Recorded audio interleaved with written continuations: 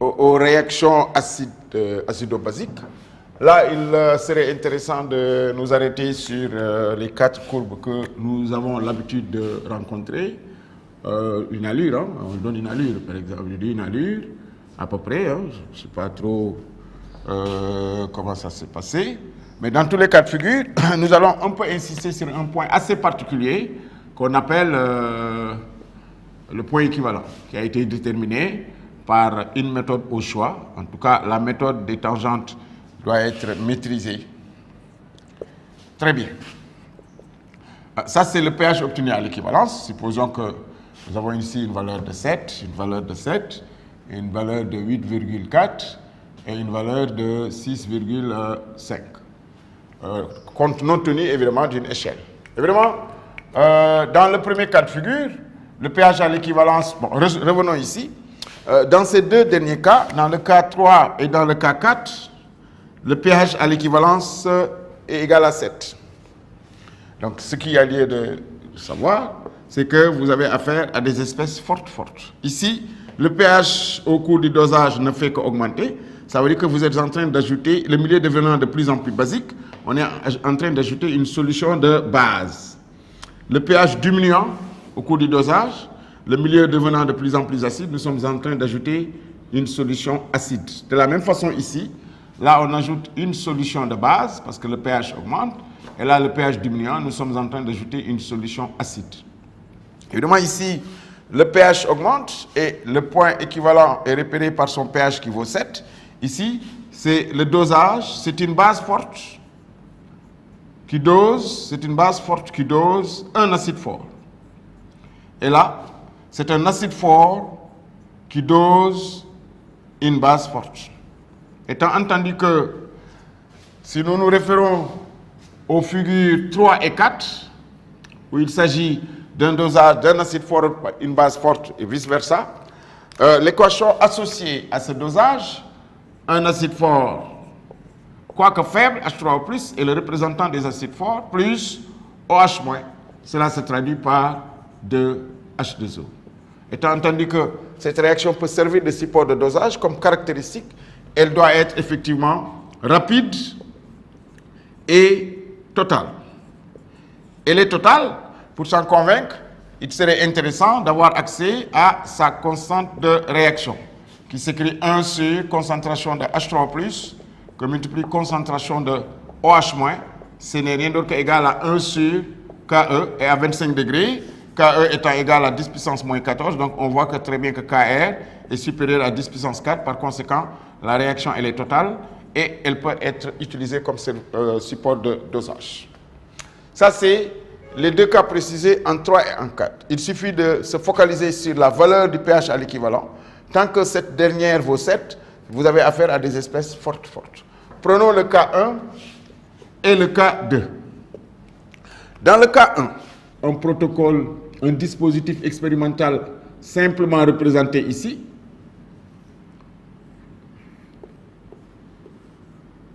Vous avez ici un agitateur. Vous avez à l'intérieur un barreau aimanté. Là, vous avez la potence. Vous avez une burette graduée, dans laquelle burette, supposons que vous avez l'espèce dosante. L'espèce titrante, ici, le pH augmente. Vous avez une espèce basique, OH-. L'espèce titrée est une espèce AH. Est une espèce AH, un acide ici. C'est un dosage pH métrique. Il a fallu introduire la sonde du pH mètre, ainsi de suite, ainsi de suite. Maintenant, le pH à l'équivalence étant supérieur à 7, ce qui veut dire que c'est une base forte qui impose son pH, c'est une base forte qui dose un acide faible. Comme exemple, une base forte dose un acide faible. Prenons la base forte OH- qui réagit avec un acide faible, qui est l'acide éthanoïque CH3, COH, ce qui évidemment va conduire à CH3CO- plus H2O. Pourquoi cette réaction peut servir de support de dosage? Elle est totale, elle est rapide, elle est totale. En fait, elle est unique, parce qu'il ne faut pas qu'il y ait d'autres réactions parasites. Elle est totale, il serait intéressant d'avoir accès à sa constante de réaction, l'expression de la constante de réaction, qui s'écrit concentration de CH3CO- sur concentration de CH3 COH que multiplie la concentration de OH-. À ce niveau d'écriture, par rapport aux données, on vous donne le pKa du couple CH3, COH, CH3, CO-, et les données, en général, enfin, elle vaut 4,7, 4,8, et que le pKe à 25 degrés, il vaut 14, on peut multiplier là par H3O+, et en bas par H3O+. Donc là, vous avez Ke qui apparaît, et ce terme nous renvoie à Ka, ce qui n'est rien d'autre qu'égal à Ka sur Ke. Autrement, c'est 10 puissance pKe moins pKa. C'est égal à 10 puissance 14 moins pKa, qui vaut 4,7, ce qui justifie que ceci est 10 puissance supérieur à 10 puissance 4. Par conséquent, la réaction, elle est totale, donc elle peut servir de support de dosage. À ce niveau-là, ceci étant le volume versé à l'équivalence, le volume versé à l'équivalence, c'est 2 à la demi-équivalence. Quand vous projetez sur le graphique, vous obtenez le pKa du couple auquel appartient l'espèce faible dosée. Ici, il s'agit de l'acide éthanoïque. Évidemment, graphiquement, on peut avoir accès au pKa. De la même façon, ici, il s'agit du dosage acide-base. Mais on voit qu'au cours du dosage, le pH diminue, donc on verse de l'acide sur de la base, mais le pH à l'équivalent est inférieur à 7, ce qui veut dire que c'est un acide fort qui dose une base faible. Comme exemple, on peut prendre H3+, plus la base faible NH3, l'ammoniac, qui va conduire à NH4+, son acide conjugué, plus H2O. Évidemment, nous avons les couples NH4+, NH3, caractérisés par un pKa, qu'on peut déterminer graphiquement, se situant, ça c'est le volume versé à l'équivalence, à la demi-équivalence, vous projetez sur le graphique, vous obtenez le pKa du couple de l'espèce faible dosée. Il s'agit ici de l'ammoniac, le pKa du couple auquel appartient l'ammoniac NH3. Ensuite, graphiquement, vous avez accès à ça. Nous allons partir d'une solution, par exemple, d'acide éthanoïque contenu dans un flacon. Nous allons partir d'une solution S0 contenant de l'acide éthanoïque de concentration C0 inconnue. L'objectif, c'est d'avoir accès à cette grandeur numérique C0. Pour ce faire, nous prélevons un volume V0 qui est égal à 10 000 litres. Ce prélèvement de 10 000 litres est injecté dans une fiole, par exemple, de 250 millilitres. Dans une fiole de 250 millilitres, nous ajoutons de l'eau et nous complétons jusqu'au trait de jauge, obtenant finalement une solution S. Évidemment, de concentration CS. Nous prélevons un volume VS de 20 millilitres qui est introduit dans le bécher, lesquels 20 millilitres d'acide sont dosés par de l'hydroxyde de sodium. Donc nous obtenons l'équation CH3COH plus OH- qui donne CH3CO- plus H2O. Évidemment ici, nous sommes dans ce cas de figure. À l'équivalence, les réactifs sont introduits dans les proportions stoichiométriques, à savoir que CSVS égale à CB-VBE. Connaissant CB-VBE est déterminé graphiquement. VS vaut 20 ml, ce qui vous permet de connaître, d'avoir accès à CS. Une fois que vous avez CS, l'objectif c'est d'avoir C0. Or, ce prélèvement V0, il a une concentration C0 évidemment. Donc, on est passé de 10 000 litres à 250 millilitres. Il y a eu un facteur de 25, à savoir que le facteur de dilution F, c'est le volume final sur le volume initial, qui est aussi égal à concentration initiale sur concentration finale. Donc, or ici, le facteur de dilution vaut 25, ce qui vous permet d'avoir accès à C0. C0, c'est 25 fois CS. CS qui a été déterminé tout à l'heure par cette relation. Donc, attendez-vous, dès le départ, à une solution très concentrée. pour des raisons évidentes, deux raisons principales qui font qu'on ne peut pas doser une solution très concentrée. Ça, c'est pour des raisons de sécurité d'abord. Ensuite, c'est pour des raisons pratiques de dosage.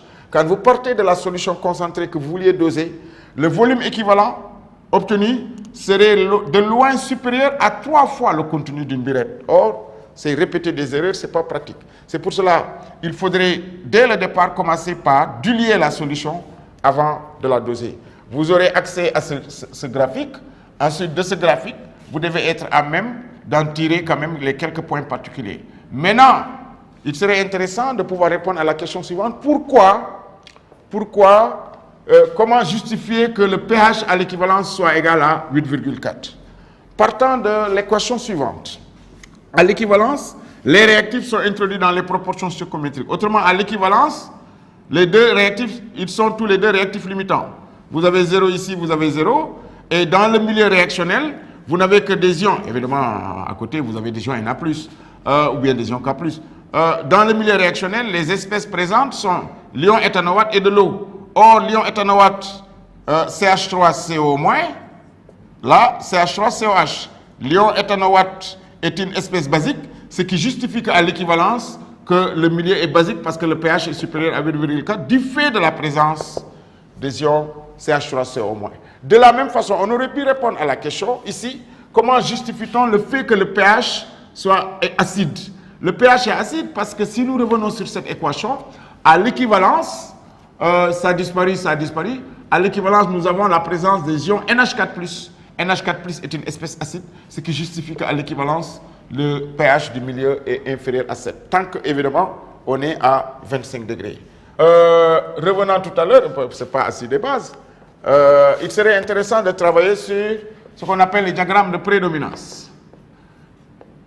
Diagramme de prédominance.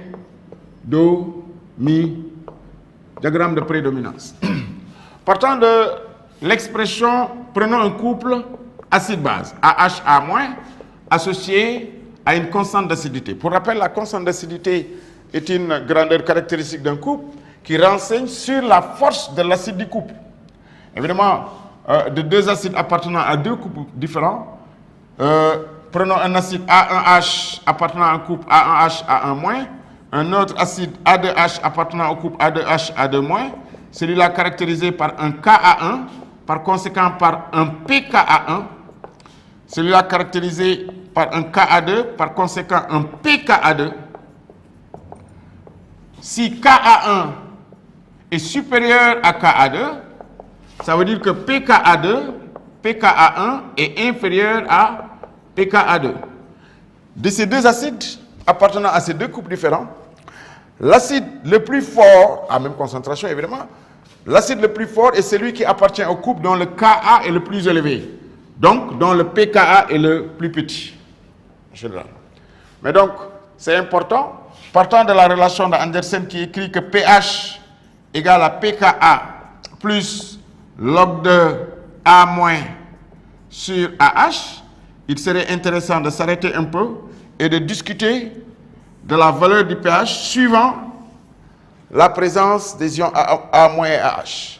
Nous allons rester dans le cas où nous avons dans le milieu autant de A- que de AH. Pour rappel, une solution tampon est un mélange équimolaire d'un acide faible et de sa base conjuguée. Nous avons autant de A- que de AH. Pour une telle solution, le pH vaut le pKa. Nous allons travailler avec un pKa ici. Les solutions aqueuses pour lesquelles le pH est supérieur au pKa. Nous sommes dans ce domaine. Et lorsque le pH est supérieur au pKa, ça veut dire que ce terme est positif. Log de x est positif si x supérieur à 1. Autrement, si la concentration de A- est supérieure à la concentration de AH. Si le pH est supérieur au pKa, c'est la base qui prédomine. La base A- prédomine. Si le pH est inférieur au pKa, c'est l'acide qui prédomine. AH prédomine. Et pour autant, si le pH est égal au pKa, nous avons autant de bases que d'acide. Là, nous sommes dans une zone tampon. Et particulièrement si le pH est égal à pKa, nous avons affaire à ce que c'est une solution tampon. Pour rappel, une solution tampon est un mélange équimolaire d'un acide faible et de sa base conjuguée. Et les propriétés d'une solution tampon sont telles que lors d'une dilution, lors d'un ajout d'acide ou lors d'un ajout de base, son pH varie peu. Et c'est une solution qui est utilisée dans des domaines industriels, dans des domaines pharmaceutiques, dans des domaines médicaux, biologiques, ainsi de suite, ainsi de suite. Quand vous avez un AH A-, le Ka du couple, pour pouvoir écrire l'expression du Ka du couple d'un acide, vous prenez l'espèce acide et vous la faites réagir avec l'eau. Imaginons Ka du couple AH A-. On fait réagir l'espèce AH avec l'eau. AH est un acide, forcément l'eau est une base. Connaître les deux couples associés à l'eau. L'eau peut être acide, OH-. L'eau peut être base, H2O, H3O+. AH est un acide qui réagit avec l'eau qui est une base. Donc forcément, nous avons A- plus H3O+. Donc, l'expression du Ka égale, au numérateur, vous avez toujours H3O+. À côté, vous avez A-. Et là, vous avez AH. Pour exemple, travaillons avec le couple HCO3-, CO3 2-. Acide base. Il faut faire réagir HCO3- plus H2O, ce qui vous donne H2. Ça c'est acide, ça c'est base. On le fait réagir avec l'eau. Forcément, vous avez CO3 2- plus H3O+. Donc le Ka associé n'est rien d'autre qu'au numérateur, vous avez toujours H3O+. À côté de H3O+, vous avez la base conjuguée qui est CO3 2-. Et ensuite, vous avez l'espèce acide HCO3-. Partant de l'expression de Ka qui s'écrit Ka égale concentration de H3O+, que multiplie concentration de A- sur concentration de AH. Parce que nous sommes partis de AH plus H2O qui donne A- plus H3O+. Nous allons avec pH, évidemment, pH qui est égal à moins log de H3O+. Nous allons définir le coefficient de dissociation alpha qui est égal à la concentration de A- sur C. Ça vous renseigne sur la force de l'acide. Évidemment, si alpha vaut 1, c'est que c'est un acide fort. Et la définition d'un acide fort, c'est une espèce chimique qui réagit totalement avec l'eau, parlant d'un monoacide fort. Dans le cas où nous allons faire l'hypothèse que alpha est très faible, devant 1, la dissociation est très faible, nous partons de cette expression à savoir que A- serait égal à alpha fois C. Compte tenu de ça, nous réécrivons l'expression de Ka, étant entendu que, en utilisant la relation d'électroneutralité, la relation d'électroneutralité nous permet d'écrire que H3O+ égale à OH- plus A-.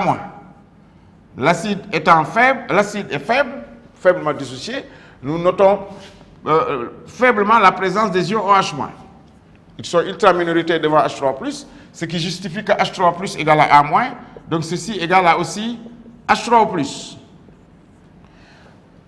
La conservation de la matière nous permet d'écrire que la concentration, c'est égal à A- plus AH en solution aqueuse. Ce qui nous permet de tirer AH, ce qui veut dire que la concentration de l'acide dissoute s'écrit C moins A-.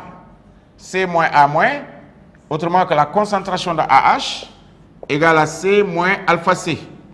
Donc Ka c'est réécrit, cette expression, on remplace H3O+ par alpha C, qui vaut aussi A-, autrement que Ka s'écrit tout simplement alpha fois C, le tout au carré, sur AH, qui vaut C moins alpha C.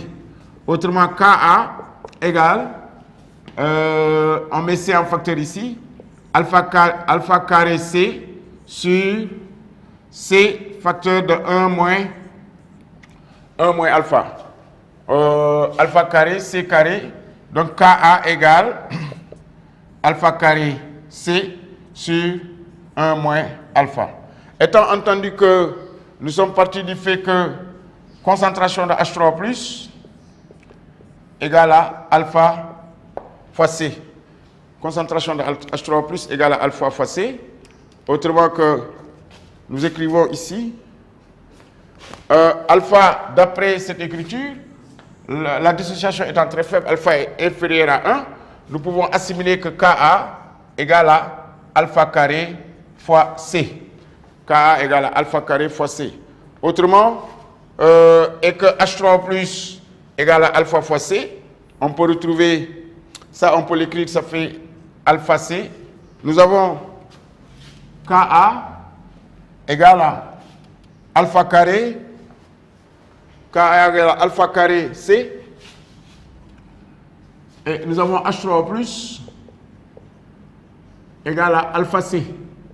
Et que nous avons aussi pH égale à moins log de H3O+. Très bien. Donc nous pouvons écrire que ici, alpha carré égale à Ka sur C. Autrement que alpha égale à racine de Ka sur C, mais que alpha aussi, c'est égal à la concentration de H3O+ sur C. Ce qui vous permet d'avoir accès à la concentration de H3O+. En écrivant quoi? Donc, nous aurons Ka sur C égale à H3O+ racine. Donc, autrement, que la concentration de H3O+ égale à C racine de Ka sur C. Ce qui vous permet d'écrire que la concentration de H3O+ égale racine de Ka fois C. C'est égal à C Ka puissance 1,5. Autrement que log de H3O+, ce n'est rien dans une approximation, c'est égal à 1,5 de log de C plus log de Ka. Autrement que le pH, qui est égal à moins log de H3O+, pH égale à moins log de H3O+, c'est égal à moins 1,5 de log de C, donc ça nous fait 1,5 de pKa moins log de C, dans une approximation où la dissociation est très faible. Ceci étant, vous partez de cette expression, en fait, il faut toujours poser les opérations comme ça pour aboutir à cette expression. Ensuite, il va falloir faire un calcul pour vérifier un peu le domaine de validité de l'hypothèse de départ. Voilà, je vous remercie en attendant de revenir en détail sur le champ magnétique, les forces de Lorentz, ainsi de suite, ainsi de suite. Merci beaucoup.